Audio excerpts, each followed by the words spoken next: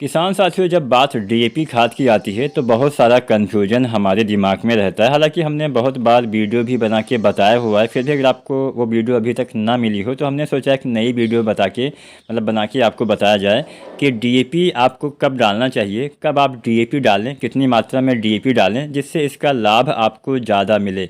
कई बार हम कुछ गलतियां कर बैठते हैं जिससे हमें लाभ नहीं मिल पाता है। हम खादों का प्रयोग भी करते हैं लेकिन उत्पादन पे उतना कोई विशेष, क्योंकि खाद काम ही नहीं कर पाती है। तो किस तरह से डालें जिससे खादें सही से काम करें, खासकर डीएपी खाद। तो आज हम इसके बारे में चर्चा करेंगे, तो पूरा वीडियो किसान साथियों देखिएगा। और कोई भी आपके मन में सवाल हो, कोई भी आपके मन में अगर सुझाव है तो आप कमेंट करिएगा। हम कमेंट के माध्यम से आपके सवालों के जवाब देने का प्रयास करेंगे।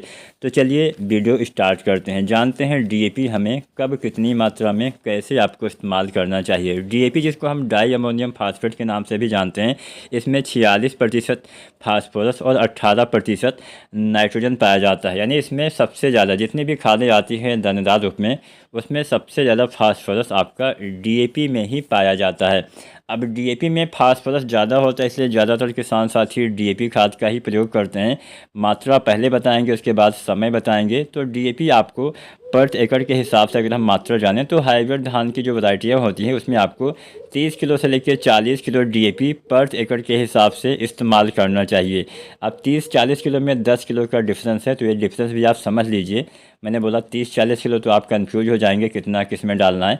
तो जो धान की किस्में थोड़ा जल्दी तैयार हो जाती हैं, मान लीजिए 110-115 दिन ऐसे तैयार हो जाती है कोई वैरायटी, या 100 दिन, तो उसमें आपको डीएपी 30 किलो डालना है। कोई मध्यम औसत की वैरायटी है 120-130 दिन में तैयार होती है, तो ऐसी किस्मों में आपको डीएपी लगभग 35 किलो डालना है।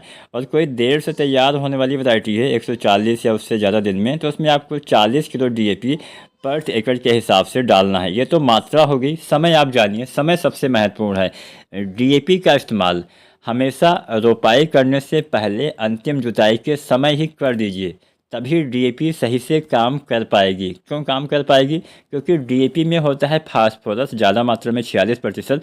फास्फोरस एक ऐसा तत्व होता है जो स्थिर रहता है। स्थिर का मतलब क्या होता है कि जहां आपने फास्फोरस डाला, अगर नीचे डाला तो नीचे रह गया, ऊपर डाला तो ऊपर ही रह गया, बहुत ही कम ऊपर नीचे जाता है, ज़्यादा हिलता डुलता नहीं है।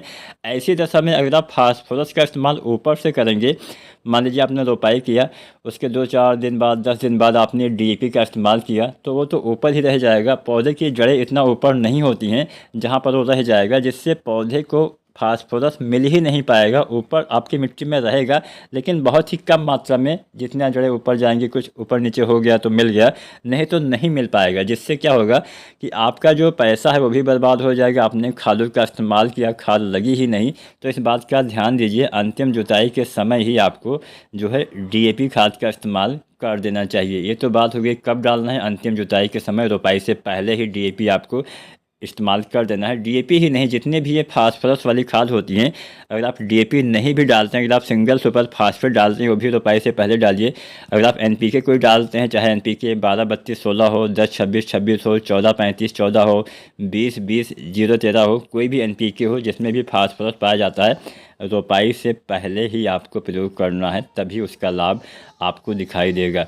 ये तो बात हो गई कब डालना है, कितनी मात्रा में डालना है, मैंने बता ही दिया। एसएसपी की बात कर ही लेते हैं। 110 किलो के आसपास, 90 से 110 किलो सिंगल सुपर फास्फेट डालिए।